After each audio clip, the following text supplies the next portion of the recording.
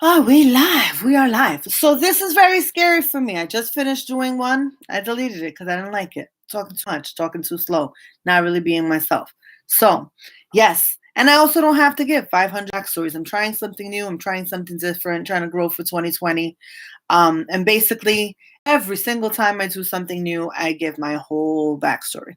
You don't need to know my backstory. What you need to know is that I'm a 43-year-old woman who is trying to live her best life. And I've given my life to others for a very long time. And this year, I want to break through. I want to come through. I want to write the book that I was born to write. I want to grow and try new things and move in different circles and places. I want to move around and do stuff with my art that I haven't done before, which even includes actual visual art because I'm a pretty good little artist and I haven't really developed my voice in that direction as well. But really, it's just, I feel like it's time for me to do something different. Starting with, I want to leave the Department of Education because although I do love working with the families that I work with, I'm the parent coordinator at a high school and I work with 400 families over the past few years. I've worked with 700 to 800 families, and it is a very important position. And I'm grateful that I've had that space to look at what the community needs from the inside, right? Really be able to see what teenagers look like, right? From up close and personal. I'm in the center, I'm in the nucleus with these kids and their families and the Department of Education and the community, dealing with these children who are living in literally the poorest and most dangerous community um, in the country. I work 10 blocks away from where Junior was murdered with machetes, 15 years old, and 10 blocks in the other direction, a group of children beat a man um, to death on Christmas Eve. And these are kids that I know. Um, and I have kids that are dealing with indictments and like all this miserable, painful stuff. And I feel like I cannot do more for them if I do not do more for myself, right? So I've done what I can with the where am. I'm done full to capacity there. And I feel like it's time for me to move forward, take another step, and now grow into the next step of Johnny Rose, right? So I want to write my book. I want to go back to school for my master's and do I don't know what. But most importantly, right now, I want to write the book and I want to get myself published and I want to explore a freelance career as an artist. I want to do my workshops and panel discussions and um, do poetry readings at schools, at community centers, at corporate events, at universities all over. I want to travel and read Nuyorican poetics in different parts of the country, in different parts of the world, where people want to connect with our stories because our stories are valuable. As a Puerto Rican girl in the Bronx, I felt like um, I felt like I had to write about horses and houses and valleys and lakes and rivers that I knew nothing about because I grew up in the Bronx and El Barrio, but I was very familiar with Little House on the Prairie, right? Um, I knew about what Puerto Rico smelled like, looked like. I knew about palm trees. I knew about rivers and oceans and lakes and caves and the smell of that rich, thick, red, pungent earth smell that goes home with you and stays in your clothes. I knew about all these beautiful things that I didn't think were worthy of writing about because they weren't in anything that I'd ever read. Um, and in reading down these mean streets and in reading how the house on Mango Street, I was able to find the voices that thought were very similar to my own, and I was over the moon. So I started writing stuff about my world and my life really young, just because I knew that was what I knew. But at the same time, I was kind of always like searching for more to write about. Um, and I recently found some of my works from when I was a kid. And I'm so grateful that I was named poet, that I was called poet at a very young age. I was only 7 years old when the educators in my school shared with my family that I was a poet, and my work was posted outside the on the walls and outside the classrooms, and we had the like a school newsletter called the Writers Roundup, and I was always in there. And that believing um, resonated with me in a way that when I did step away from it, it hurt. And so and when the Deaf Poets came out, I would cook for everyone. I was a housewife, at that point. I was a housewife. At the age of 19, I had my first child, and at the age of 25, I had my second child. And though I did work in the fashion industry and I went to FIT because I wanted to hold on to my dreams, and my son's aunt Diana really did push me to grow and be myself, despite the fact that I had done something at 19 that people said my life would be over and that I wouldn't be able to be who I was. Diana always made sure that she encouraged me to grow as if that weren't an aspect, even though it was. I had a lot of support from my son's dad and their family, and Hilda and Eddie and Enid always encouraged my growth and supported by making sure that my son was always safe. So I was always really grateful that they pushed me to grow, and I started doing amazing things, beautiful things. And then by the time I was 25, I had my second child. And then I had two more when I was 30, and I was just being a mommy.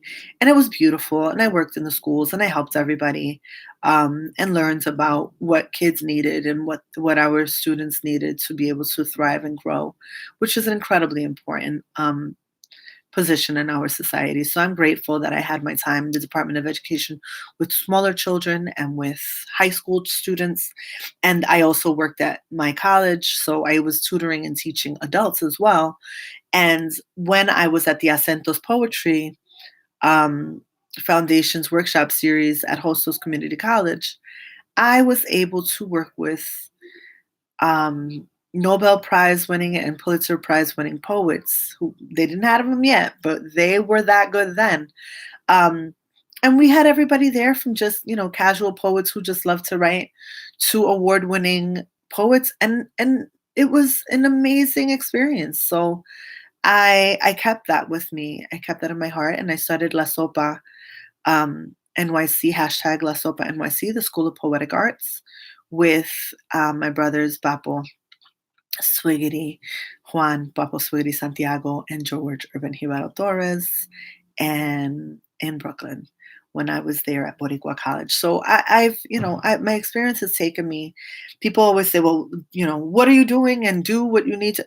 But I feel like all these experiences have informed who I needed to become the writer that I needed to become.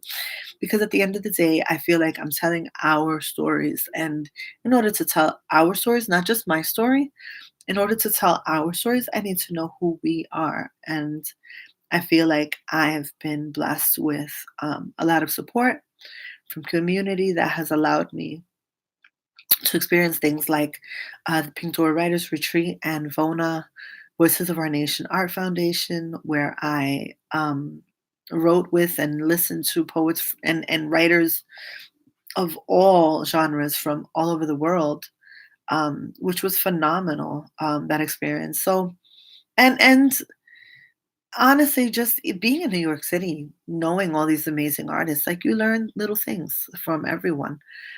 So I feel like I have been learning, and I'm going to continue to learn because I'm a lifelong learner. That's one of my major passions, is learning new things all the time. But right now, I think I'm ready to stop the hustle and focus on my book. And so I'm looking at a year of sponsorship, and I'm praying that that's something that does happen for me so that I can write my book and focus on building my workshop suite and creating poetry events and poetry readings and slams and panel discussions and taking the time to study a bit more on what I need to know in order to grow Johnny Rose Poetics. JohnnyRose.com was already purchased. Um, and though working in a public high school is very important, it is it takes me away from doing the work that I need to do in terms of writing and growing the writing workshop series that I have. I want to continue to do workshops with kids. I love doing it. When I work with small children, we call it La Sopita con Titi Jani, which is really fun. The reason why La Sopa was named what it was, besides being an acronym for the School of Poetic Arts, is that every culture around the world, it's a universal fact that all grandmas have soup that they hook up for you when you're not well. And so poetry is often poetry feeds the soul, it feeds the spirit, whether you're reading or whether you're writing, it allows you to heal in a way that few other things do. I mean, that's a pretty big statement, but I'm gonna say it. Um, painting is incredible, but a lot of people don't paint unless they're painters because, right, they don't feel like, they don't want to look at something that doesn't look that good. But a lot of people they do write their poems in their books and they put them in their little shelf, and that doesn't make them poets, but it does speak to the fact that a lot of people will tell me, "Oh yeah, I used to write poems." Um, but I stopped. And sometimes when they would come to Kapiku, they would share these poems that were just absolutely brilliant. And it makes you say, how many of these people could have been phenomenal artists if they just had somebody in their lives that said, "You are a poet." I had that. And if you don't have that, if you don't have somebody telling you that you are something, identifying what you are, and then allowing you to live in that space and breathe what that is, then it's hard for you to be able to follow up with that, right? You try something, you put it away, but you don't self-identify. You don't become that thing. And not everyone that writes poems are poets, but a lot of people that do, because that is a natural outlet for them, have the actual ability to grow in that direction and just don't know it. Like if Miles Davis had never touched the horn, we would not know the genius that he is, and so that is one of my goals, to continue to support adult learning with people who are incredibly talented, and they just, because of how life has led them, they never had the opportunity to grow that. They never had the chance to self-identify and to express and heal through the work. So yeah, I need a year off from the grind of having to pay rent and carry my house on my back like a snail. Slow and steady wins the race. And so here I am, the bills are paid ish, the lights are on, home is warm, it's comfortable, my kids are beautiful, they're healthy, they're happy, they're well rounded. I feel like I have done the work. And I will continue to do the work, but I think part of the work is in growing mommy and growing myself. Um, and, my kids are always really supportive and encouraging of whatever it is that I do. When we talk about whatever steps I'm taking, they say, if it's going to make you feel better, if it's going to help our lives, then go for it. And I remember once where I, made a proposition to my son, and I said, I think it'll make our lives, so that we can live a good life.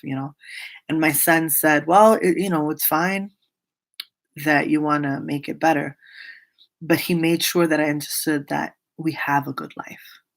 And I always taught my boys to appreciate So I want to give them back more. I want to give them something more to appreciate because they've been very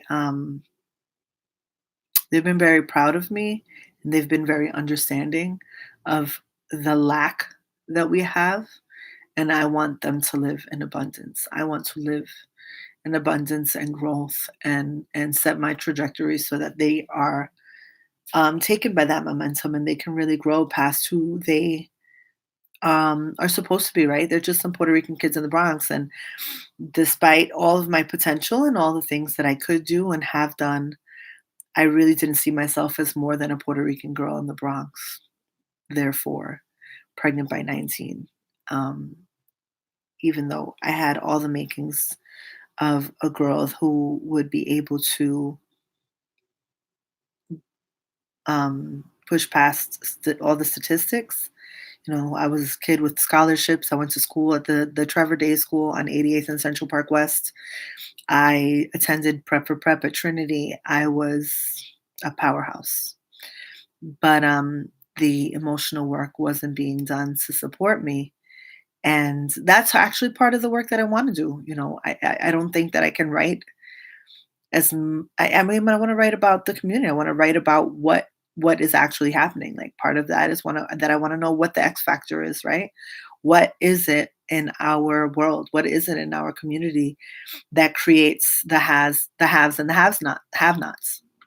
What is it that allows some of us to grow and become extremely successful, and then some of us with the same potential, freeze up and lose it, um, and whatever that X factor is, how can we avoid that? So that when we do find these kids and these adults who have great potential, we can help them to get through and actually push through whatever it is that's holding them back, besides, you know, money. Because sometimes the logistics, it is the money, but sometimes it's more. Sometimes it's, the glass ceiling, the anxiety surrounding all of the pressure and the becoming. So let's see. Let's see how that goes. But that's some of the research that I want to do.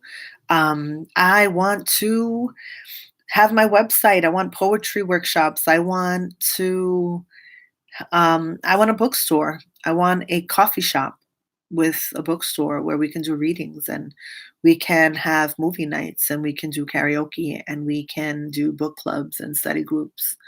I want to support teen learning, children learning. I want to do readings, reading hours with elders. I want to do a lot, and I need a community to support that kind of growth. So let's see what's next. And I'm going to be submitting for an opportunity to be sponsored for a year. And this is the video that's going out. So, everybody, put your hands together, say a little prayer, send all the good jujus. This is Johnny Rose coming to you from the Bronx, from Castle Hill. I am still Johnny from the block. Used to have a little, now I got a little bit more. And te quiero mucho, mi gente.